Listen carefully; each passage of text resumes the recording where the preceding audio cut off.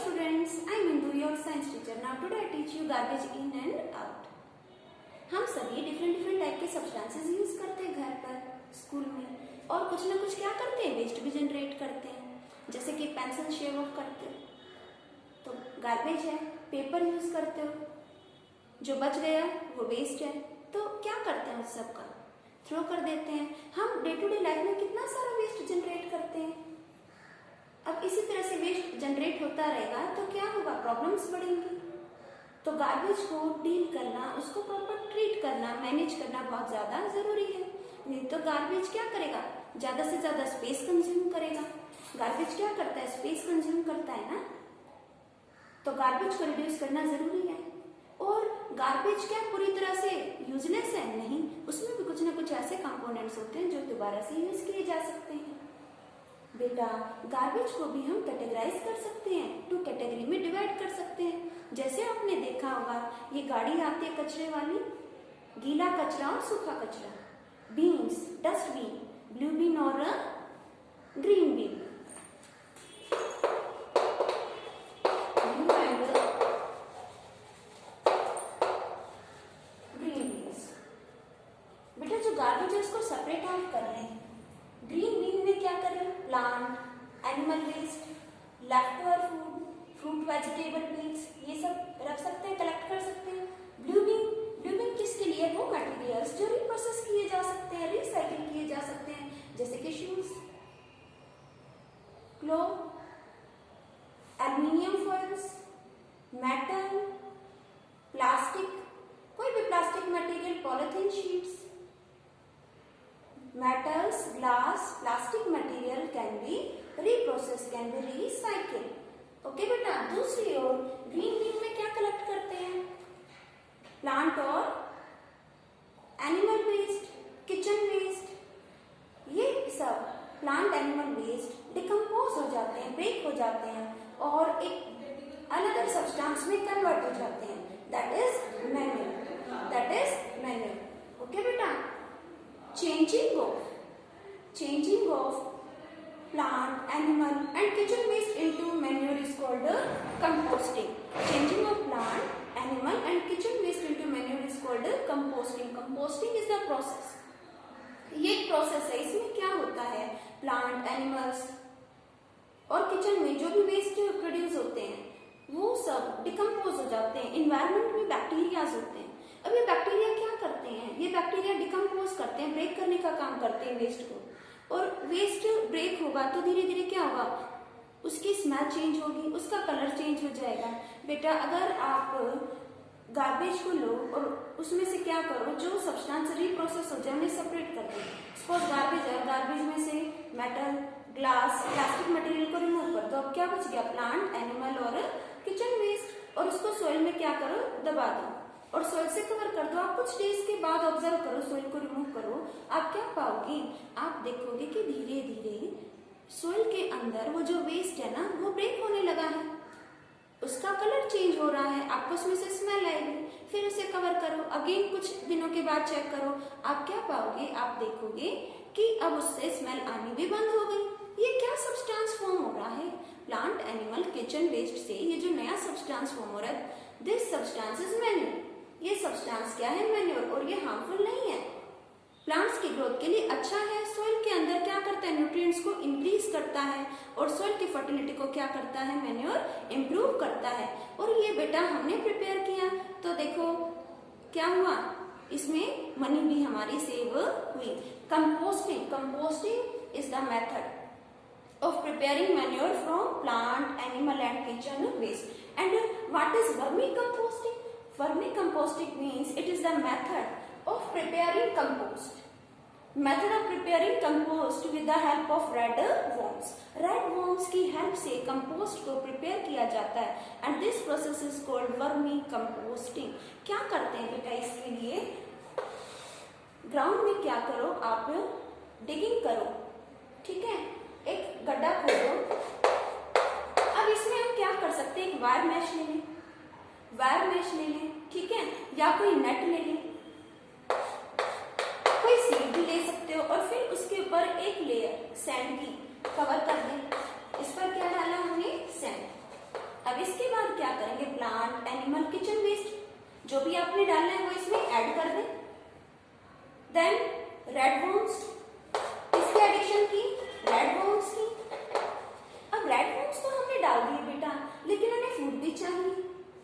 Red worms के हमारे जैसे टीथ नहीं होते, बट उनमें एक स्ट्रक्चर होता है gizzard. That structure is gizzard. Gizzard structure है जो फूड को ब्रेक करने में हेल्प करता है। तो क्या कर सकते हो, यहाँ पर आप फ्रूट वेजिटेबल उनके पील डाल सकते हो, ठीक है। तो वो फूड का ही काम कर रहे हैं बेटा उनके लिए। लेकिन क्या ऐड नहीं करना? सॉल्ट, पिकल्स, मीट, मिल्क, ये सब्सटेंस ऐड ना करें बेटा। अगर ये सब्सटेंस ऐड कर दिए, सिरका, ठीक है, विनेगर, ये ऐड करोगे तो क्या होगा?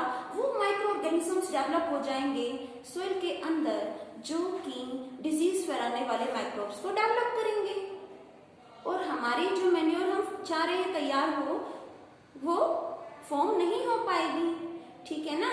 तो ऐसा ना करें। Vermi composting is the method of preparing compost with the help of red worms. और रेड वर्म्स में क्या होता है? गिजर्ड स्ट्रक्चर होता है, जिसकी हेल्प से वो क्या करते हैं?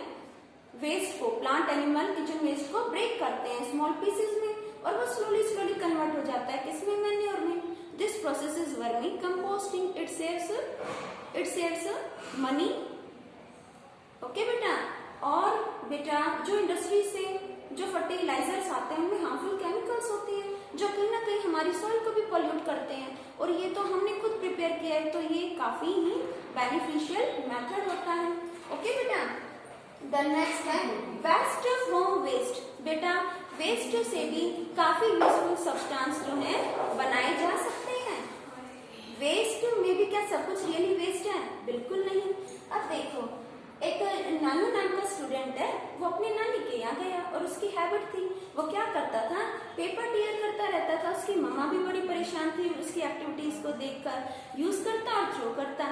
तो उसी का एक कजन था श्याम। ये श्याम जो था, जैसे मैरिजेस में इनविटेशन कार्ड्स होते हैं, ठीक है, तो उनको भी संभाल कर रखता था। लेफ्ट ओवर न्यूज़पेपर्स होते हैं, उनको भी यूटिलाइज करता था, ठीक है। और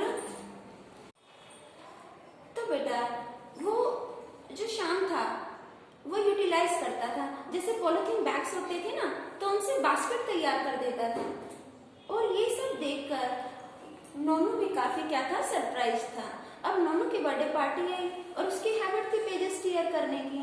उसने फ्रेंड्स को इनवाइट किया, और सामने से कहा भी कि जब मार्केट से आप मटेरियल लेकर आओ तो साथ में कोई क्लॉथ बैग या जूट बैग लेकर जाना। बट नोनू ने अवॉइड कर दिया, उसने इस बात पर ध्यान नहीं दिया। लेकिन जब वो मटेरियल लाया तो उसे परेशानी हुई, क्योंकि शॉपकीपर ने पॉलिथीन बैग नहीं दिया उसे। किसी भी शॉप पर पॉलिथीन बैग नहीं मिला। पॉलिथीन बैग ये क्या करते हैं? एनवायरमेंट को पॉल्यूट करते हैं, ठीक है। तो उसे प्रॉब्लम हुई, जैसे तैसे लेकर आया।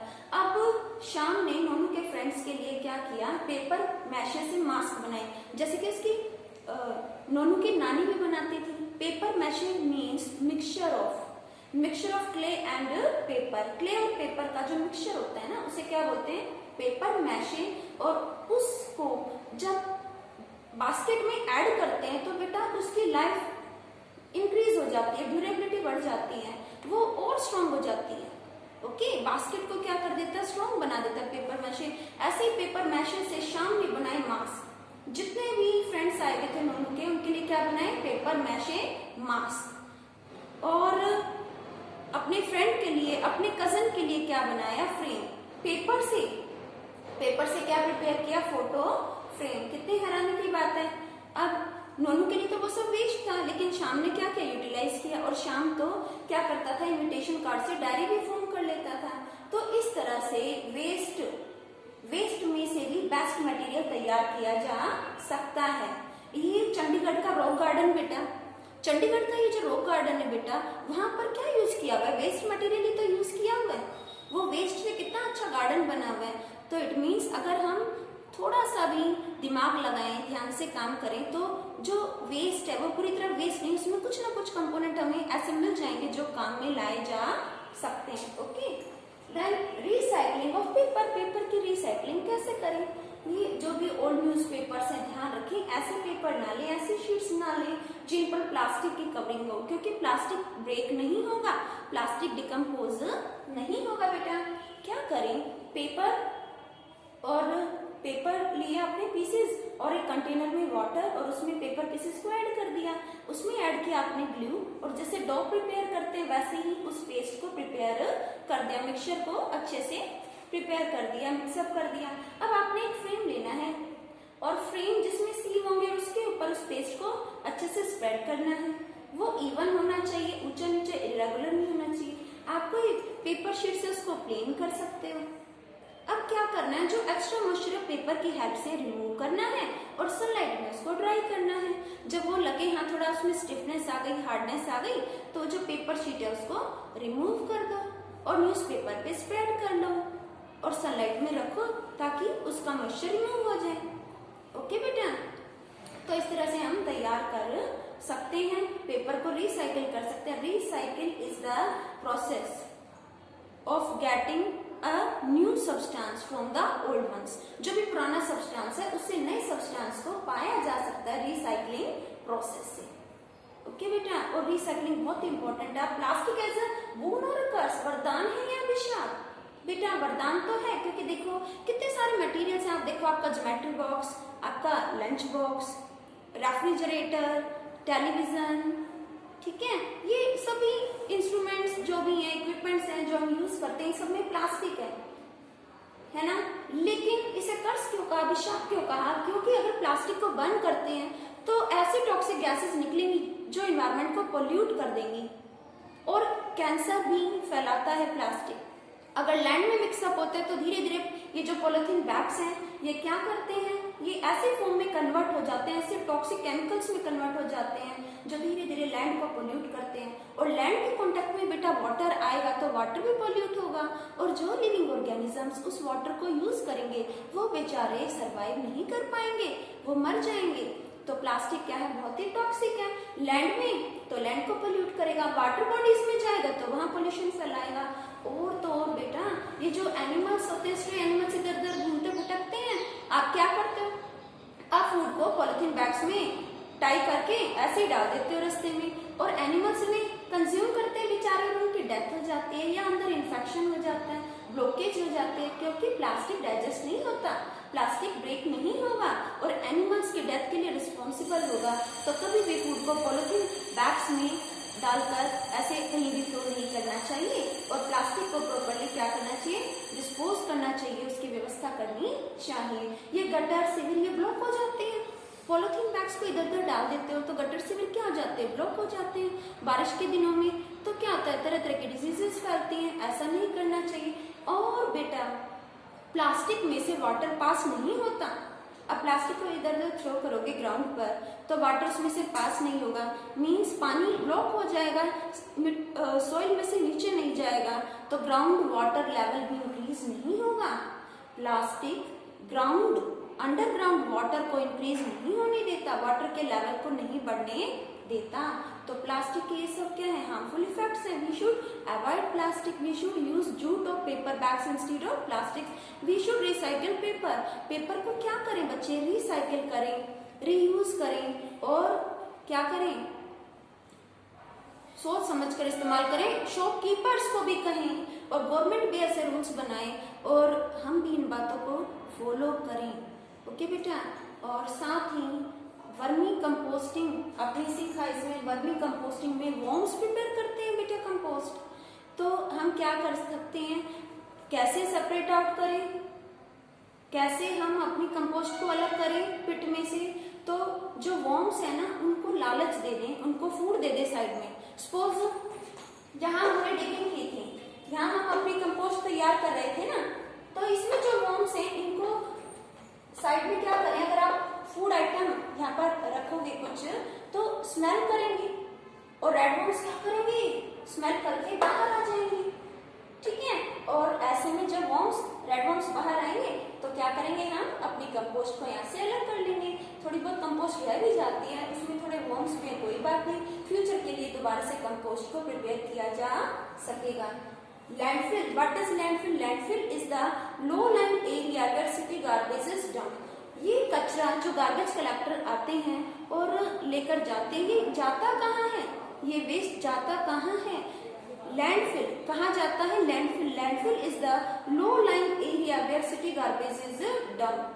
ठीक है, ये वो एरिया, वो जगह है, ठीक है, जहाँ पर सिटी से आने वाला गार्बेज डाला जाता है और उसको सॉइल से कवर कर देते हैं धीरे धीरे, स्लोली स्लोली वो मैन्योर में कन्वर्ट हो जाता है और फिर उस मैन्योर को यूटिलाइज किया जा सकता है क्रॉप्स, गार्डन और आपके पॉट में भी यूज किया जा सकता है सॉइल की फर्टिलिटी को इंक्रीज करने के लिए, सॉइल में न्यूट्रिशन लेवल को इंक्रीज करने के लिए। इससे प्लांट्स की क्वांटिटी भी अच्छी होगी, उनकी हेल्थ भी अच्छी होगी और फूड मिलेगा ज्यादा अमाउंट में और फूड हेल्दी भी होगा। I hope this is clear to you. Thanks बेटा।